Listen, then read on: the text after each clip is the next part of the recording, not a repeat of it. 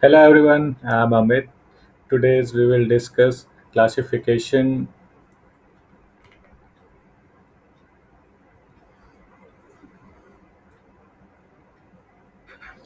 Hello everyone, I'm Amit.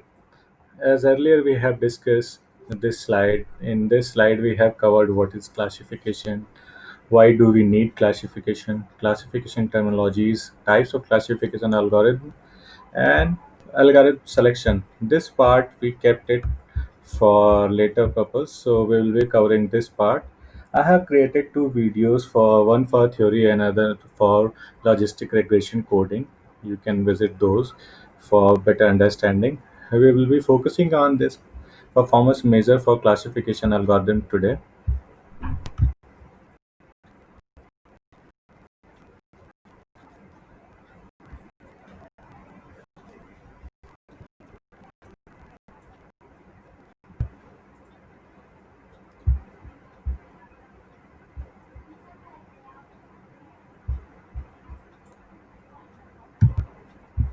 We have seen the iris dataset, which we have used in logistic regression.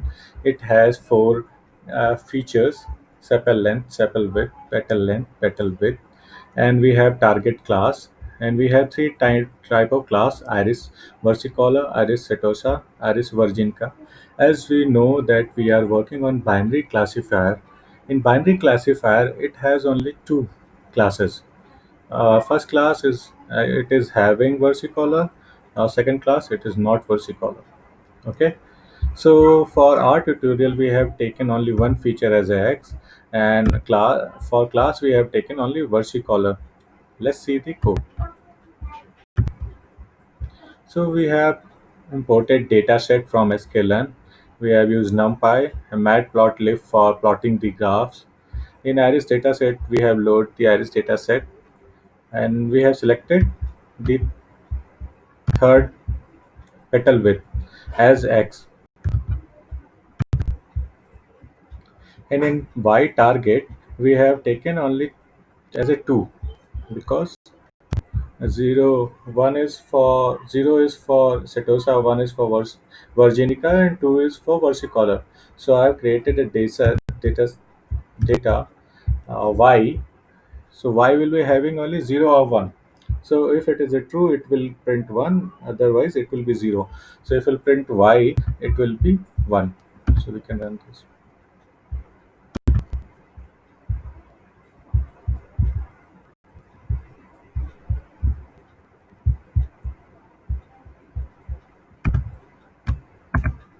So earlier, iris target were 0, 1, 2, and after giving this condition as 2, now we have 0 or 1.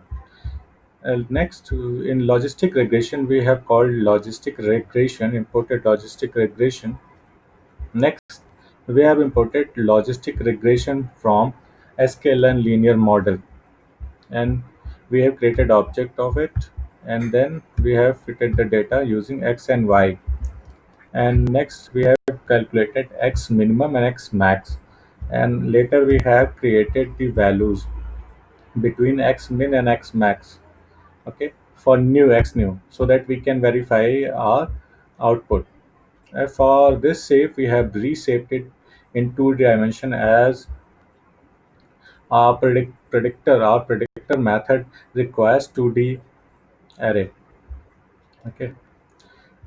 And later we have calculated the probability on x new, and we have predicted the y predicted using x new, and later we have plotted the graphs as well.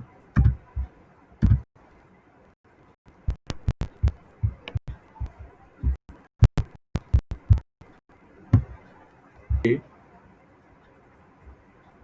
And we printed the graphs. This is for positive, means when it is predicted yes, it is versicolor. Now we have printed both, when it is versicolor and when it is not versicolor.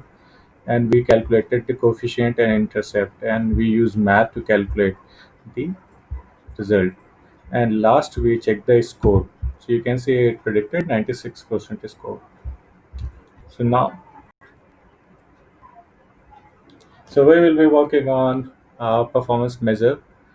We will be working on holdout method now. So I have called accuracy score from sklearn sklearn. I have imported accuracy score from sklearn.metrics and imported train test split from sklearn.model selection. I have used shuffles as well. I'll let you know the purpose of it. So I have created the instance for shuffle. Now I have created data. As already know, x is equal to arrays data, y is equal to only where x is equal to arrays data, y is equal to uh, virginica. Okay. Now I have shuffled the data. You can see data is like this only. So you can see at the end we have versicolor or virginica. Okay, virginica.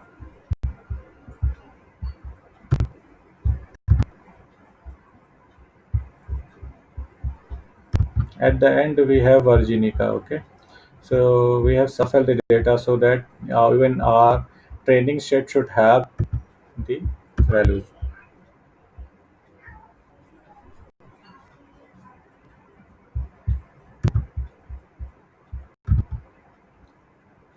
So in performance measure for classification algorithm, we will be covering holdout method, cross validation, classification report, ROC curve one by one. So we'll be covering in 4 videos. So first we'll discuss holdout method.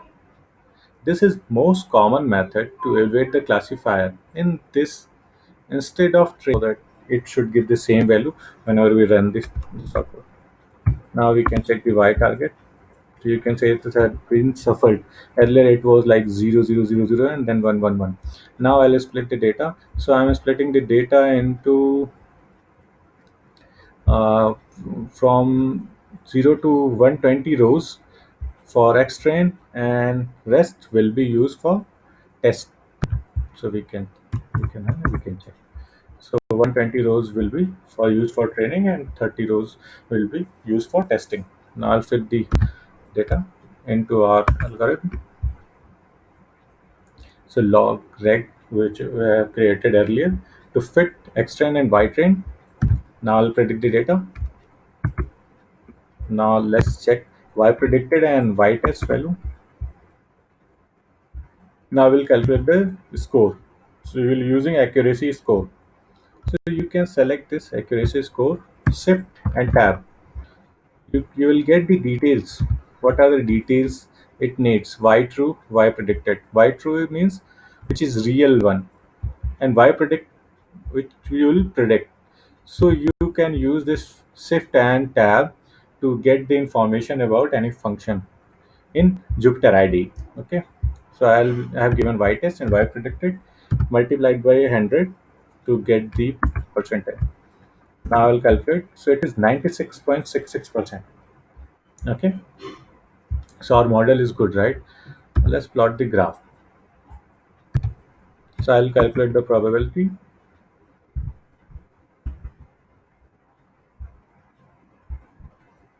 We can see the shape 30 and 30 for the test data. I'll predict. I'll create a graph. I'm using a scatter graph uh, to scatter the y predicted point against x test, and the column is iris width, petal width. Okay, so you can see the graph looks like this. And now graph is for probability of positive predictions. You can see these are the positive prediction. Now we'll combine both in a single graph. So you can see these are one, means these are marked as virginica, and below points are marked as it's not virginica. So you can find the errors as well, right? There will be some threshold value of petal length, and we are getting right. So errors here. Okay. Now we'll check accuracy on unbalanced data. What is unbalanced data? Means when y or target value is frequency is less as compared to not having, okay, or vice versa. Suppose it is showing on 1 for 30 rows showing it is not a virus. It is suppose it's showing 130 rows showing that it is not Virginica, and only 10-20 rows are showing that it's Virginica. In that data set, if you'll pick the data, it will be very difficult, right? To let's try. X is equal to iris data, y is equal to iris data is equal to target is equal to 2.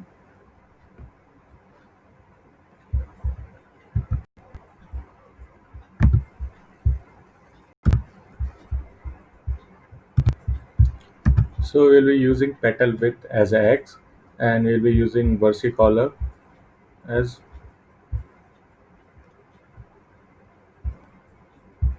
so we will be using petal width as x, and we'll be using iris virginica as a y. Okay.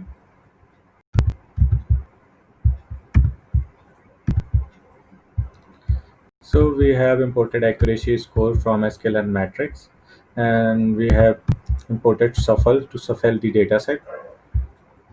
So I have created object sh for shuffle.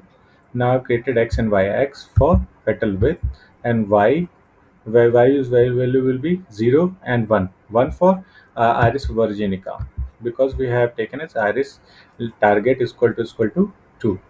Now we'll shuffle the data. So I have used x and y, random state 42, so that each and every time we will get the same result. Now we can verify the y target. So you can say earlier it was like 0 0 0 and then 1 1 1 1 1. Now it has been shuffled. So we will take 120 rows for training the data and rest 30 for testing the data. So let's train the data. We have already created logistic regression object log underscore reg. Now we'll fit in the data x train and y train for training the data. And now I'll predict the y predict using predict function. I have passed x test. Now we'll verify y predict and y test. Now we'll calculate the y cost.